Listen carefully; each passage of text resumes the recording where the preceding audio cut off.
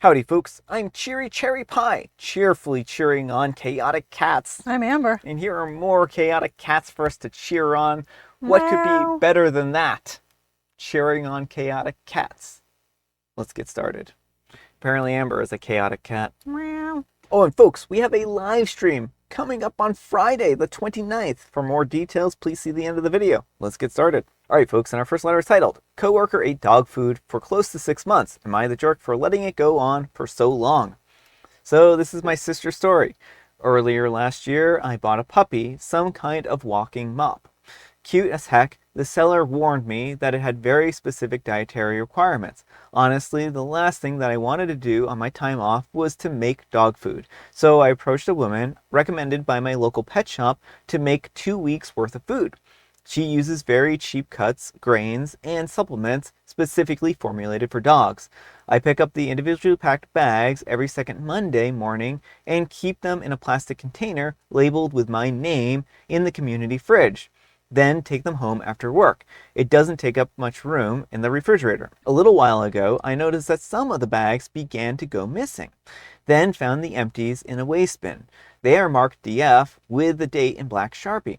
I immediately knew what was going on and thought that it was funny. Luckily, my mother is in love with a doggo mop face, and when she dog sits around 3 times a week, she feeds her so the puppers never go hungry. So I let it go on, occasionally complaining to HR and colleagues about my specialty food being stolen. Other than a sternly worded email, nothing ever was done. Finally, during our 6-month productivity meeting, I loudly complained that my bags of dog food were still going missing on the regular, because now I actually was getting mad about the blatant theft.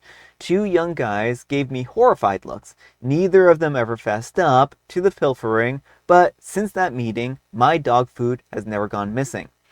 My close office colleague thought that it was funny, but said that I was a real jerk for allowing it to go on for so long. So am I the jerk? At least I know it must taste alright. And maybe I'm imagining it, but their hair does seem shinier. Update, I hope this is the correct way to do this. Wow, this kind of blew up, and I wasn't expecting this at all. To answer some questions, this is a very small niche company, around 80 people in total. 30 are on the road going to sites, and the rest stay in the office. The 2 guys suspected of the pilfering make well over 6 figures, so those concerned about them having to steal to eat is very unlikely. Dog food is prepared by a lady in her own home. She packages each portion in a freezer bag and marks the bag with DF and the date, for example, 01/11/24. All the portions are placed in a see-through plastic box and has my name on the lid and 2 sides.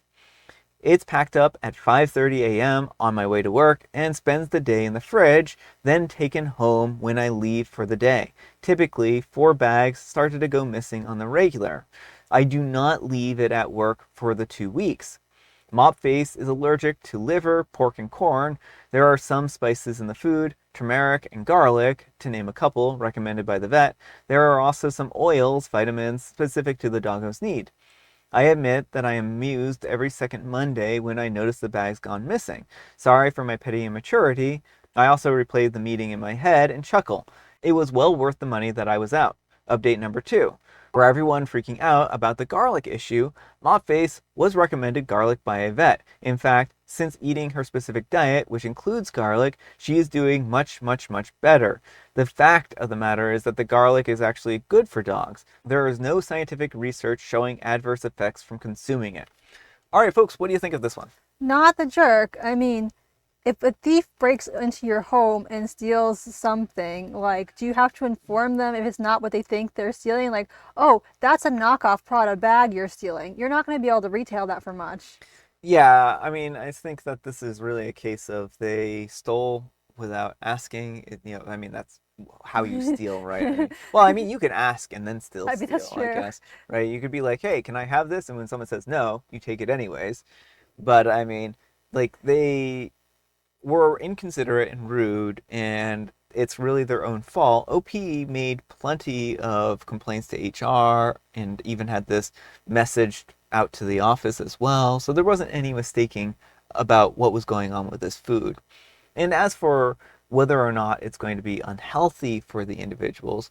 It sounds like it was probably just meat and veggies and stuff like that, right?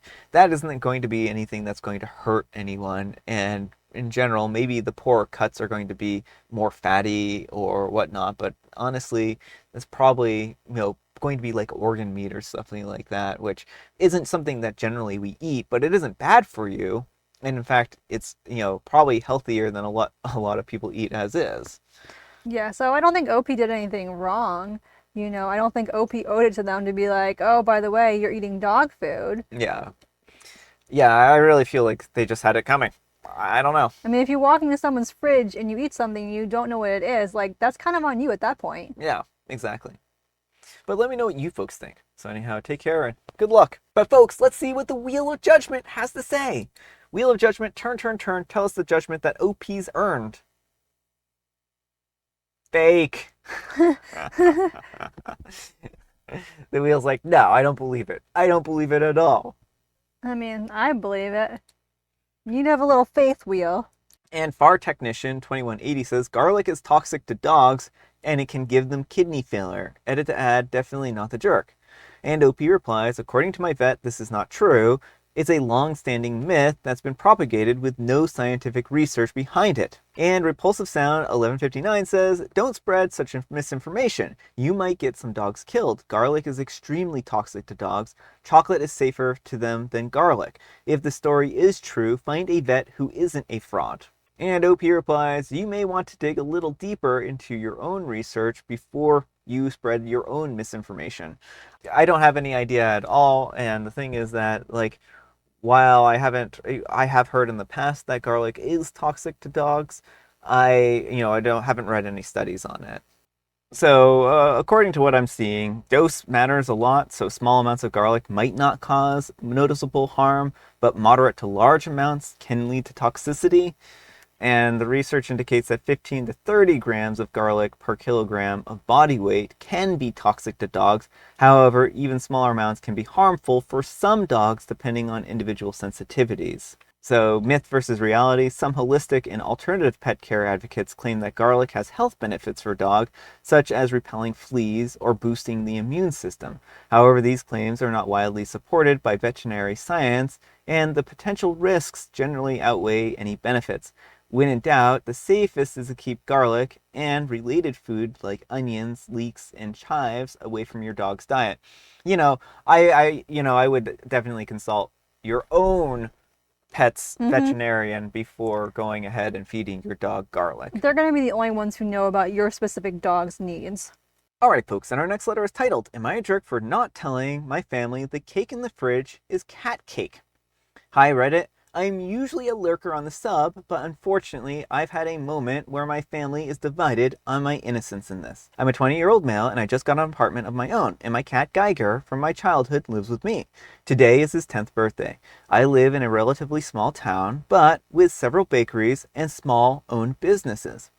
One of these businesses makes birthday cakes for animals. They look very close to the actual cakes, and it's difficult to tell if it's for a human or if it's animal friendly. My cat, who I've pampered since he was a kitten, has always gotten one of these cakes for his birthday.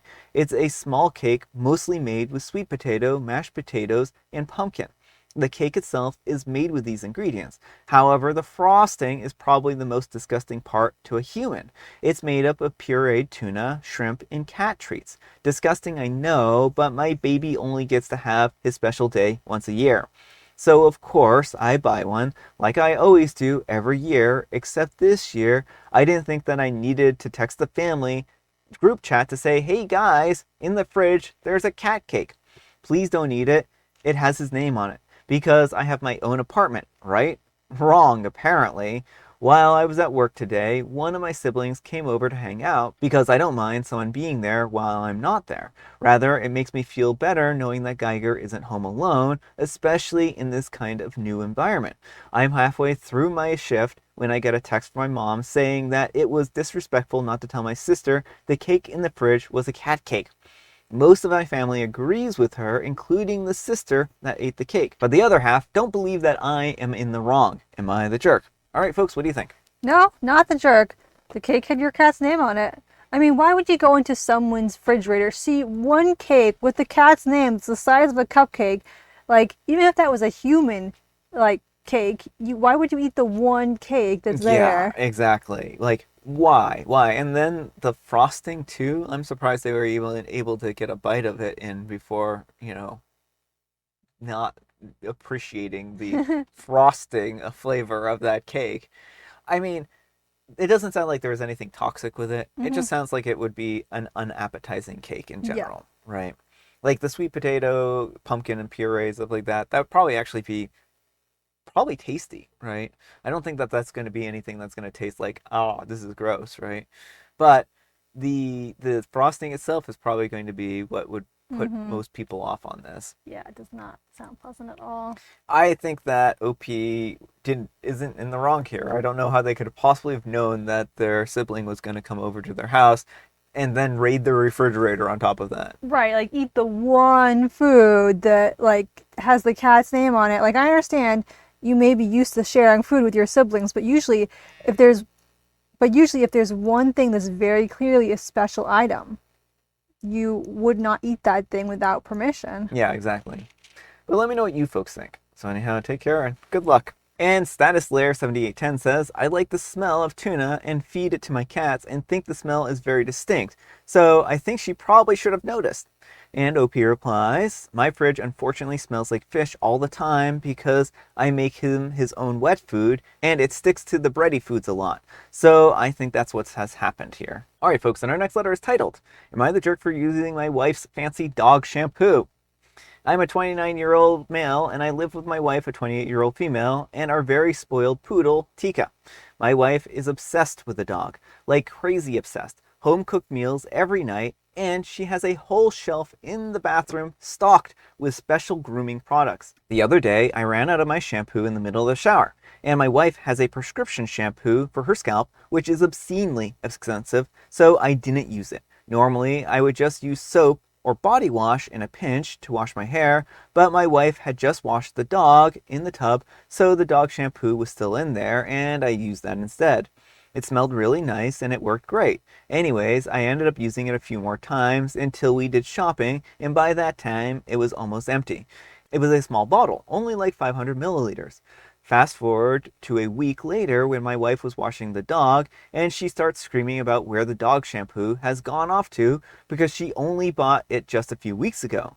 I casually admitted that I had used it, expecting her to laugh it off. Instead, she got really upset. She went off about how that shampoo was specially formulated and super expensive. She does all the shopping. I didn't really see what the big deal was. She told me that I just wasted $75 for a 500 milliliter bottle, a 16-ounce bottle, because that's what the bottle costs. I'm still kind of thinking that she's joking at that point, so I said, at least I got my money's worth because it made my hair look amazing. But she kept going on about it, and when I asked how much the shampoo she normally buys me is, she said that it was $10 for 1 liter, 32 ounces. This is where things escalated. I pointed out that she buys me the cheapest shampoo that she can find that smells like generic chemicals, but the dog gets a $75 luxury shampoo. I told her that I don't see how it was a big deal since it's still shampoo. And if it's good enough for the dog, then it's good enough for me. She got angrier, saying that Tika's fur has different needs than my hair, and the dog would be uncomfortable without her shampoo, and she won't be able to take the dog to the park because how it will look. I shot back that she cares more about the dog than me, and that I never wanted the dog in the first place, but now I'm paying for it. She's mad and won't talk to me, and I'm wondering if I went too far. We both have a shared bank account and pool our money together. Money has never really been an issue or argument for us as we discuss any big purchases, so I don't know why she's so upset. Am I the jerk for using Tika's expensive shampoo and questioning my wife's priorities? Alright folks, what do you think? I mean, I do think OP's in the wrong for using the shampoo bottle up without talking to his wife. I get, like, if you're in the shower in a pinch and you just need something to wash your hair with, but after that time, he should have gotten himself some more shampoo or talked to his wife because you never know. Like, she uses this to wash the dog, and by the time she goes to wash the dog again, it's gone. Like, she hasn't planned for that, she hasn't budgeted for that. Yeah, I mean, I think the biggest problem was not communicating that they had used it and just been like, oh, hey, because it's a small bottle, and if they used it all up in that amount of time, it makes me wonder, well, one, how much were they using? If that was a brand new bottle and it had only been used for the dog once, Hmm. like, how much was OP actually using on their hair in order to, like, use up this bottle? Because it's still, a 16-ounce bottle is still a pretty good sized bottle. It is. That may be why he's getting the $10 shampoo, is because he just goes through shampoo. Like, unless you have really long hair, you should be able to use, like, they usually say like a quarter size amount in your palm is about Yeah. all you need. Yeah, I mean, even with long hair, you don't really need much more than that, right? So, I don't know. Maybe he has like very, very like luxurious Rapunzel hair. Rapunzel hair, and we're just misjudging the situation. But yeah, where I was kind of going originally was that I feel like he should have communicated that he had used the shampoo to his wife, just so that there wouldn't have been any unexpected like you know lack of shampoo here, right? Right. Now, they may find marriage counseling helpful because it sounds like they're having some serious troubles communicating, Yeah. and differences in priorities. Hmm. And there's some resentment building over the dog. So, better to uh, get on that now. Yeah, I think that there's absolutely resentment over the dog here, and I think OP did go too far by being like, you care more about the dog than you do about me. But from the kind of appearance of it, maybe he's not entirely wrong, right? Like his wife is only getting him $10 shampoo versus the dog that they're getting $75 shampoo But for. she can't take him to the dog park and show him off. So I don't know. I mean, her priorities do seem a little skewed here. Because if I were her, I would have just laughed about it. It doesn't sound like they're having money issues. They're affording a poodle that they can buy specialty shampoo for. Doesn't sound like there's a money issue here. Yeah, I mean, I think to me it sounds more like she sees the pool like her accessory. It's like parents who will spend heck tons of money on their kids so they can dress them up and all the perfect little designer clothes and whatnot. Like Hmm. basically treat them as dolls. Yeah. It seems like that's what she's doing with the dog.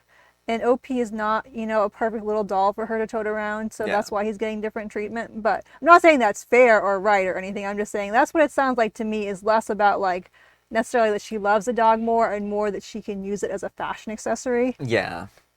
But let me know what you folks think. So anyhow, take care and good luck. And St. Albus says, info, you ran out in the middle of it? Like you had enough for your first rinse and wash, but not the repeat? Couldn't you stop after the first wash? And Opie replies, well, technically I ran out in my last shower, but I didn't realize until I went to use it. What I mean is that I was in the middle of my shower when I realized there was no shampoo left. I have really long hair, so I used a lot of shampoo. Okay, so OP is Rapunzel. But now I'm like, define really long hair. Should we have a hair measuring contest over here? Alright, folks, and our next letter is titled, I am a 19-year-old female and my boyfriend, a 22-year-old male, has a pirate ship bed and refuses to change it. Help? Yes, you read that correctly. My 22-year-old boyfriend has a replica of the Black Pearl as his bed. We're both in college currently. I live in a dorm while my boyfriend has his own apartment. Out of respect for my roommates, I sleep over at my boyfriend's place instead of him sleeping in my bed since our dorm room isn't that big. I love the Black Pearl and I think it's cute, but we need a real bed at this point. I asked him if we could think about getting a new bed, but he said that it would ruin the aesthetic of the room. I even offered to chip in, but he declined. We're not big people, but a twin-size mattress does not work. My boyfriend is 6'3" and hangs off the mattress. That is my current situation at the moment. I'm headed over to the Black Pearl right now. Wish me luck. All right, folks, what do you think of this one? I mean, I do think that the boyfriend needs to be open to compromising here, because it sounds like the bed is not functional enough. Like, it's good that OP's fine with it being a pirate bed, and maybe they can make plans to like get an adult-sized pirate bed, like like a queen size or something. Um, but yeah, if the bed is not comfortable enough to get a good night's sleep on, then it may be time to find something else.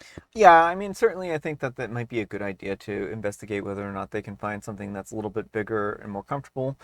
But they're both college students as well, and they're both like living in their own rooms as well. So I can understand why he wouldn't necessarily want to spend, $1,000 on a new bed and, a new frame and all these other things too, right? That's a lot of money if you're a college student, living in an apartment, right? And unless he's loaded, which maybe he is, I mean, he does after all have a pirate ship, then, it might not be financially feasible for him to do it. But, I mean, it is a good idea, if it is at all possible, to find a bed that works for both of them. Yeah, well, it sounds like his objection is just aesthetics. Yeah. Which I understand wanting to have a certain aesthetic. And I also, a pirate bed sounds really cool. I don't blame him for liking that. But, I mean, he has to think about, is his pirate bed aesthetic more important or his partner's comfort? Mm-hmm. And then also, like, maybe they could buy, for the times that she does come over, like an air mattress or something like that. I Right. don't know. Or like a pull-out bed or something. Yeah. So, but let me know what you folks think. So anyhow, take care and good luck. All right, folks, it is tea time. Grab your beverages of choice. I've got some tea right here, and Amber, she has a joke. When a librarian goes fishing, what should they bring as bait? Well, they should bring bookworms. Yep. I'm surprised they went that way, but I mean, like, that makes sense. It makes sense. I was just saying it on the fly. I had no idea that that's where they were going to go with it. And I have Earl Grey. All right, folks, that's all the time we have for today. Thank you so much for watching. Happy special Sunday, folks. I hope your Sunday is special. And folks, you know what makes it special? You do, and Amber does too. And Brian does too. And folks, we have a live stream coming up on Friday. Oh my goodness, it's the end of the month already. We hope to see you then. Amber, we need some kind of moral advice and or guidance, and please have it on pets. What's good for your pet may not be good for a human. Make sure what you're consuming is human food before you try it. Yeah. But thanks so much for watching, and we'll see you all tomorrow. Bye.